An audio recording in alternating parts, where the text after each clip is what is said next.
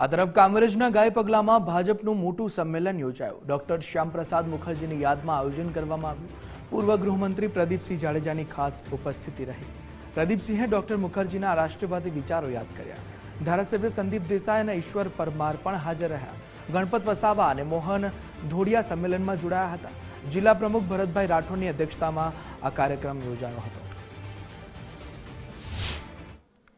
ભારતીય જનતા પાર્ટીના राष्ट्रीय अध्यक्ष मान्य नितिन नवीनजी द्वारा राष्ट्रीय योजना प्रमाणे समग्र भारत भर में श्यामा प्रसाद मुखर्जी की 125મી जन्म जयंती की हाल उजवणी चाले छे। जेना भाग स्वरूपे आज सूरत जिला में कार्यकर्ता सम्मेलन आयोजन करवामां आव्युं हतुं।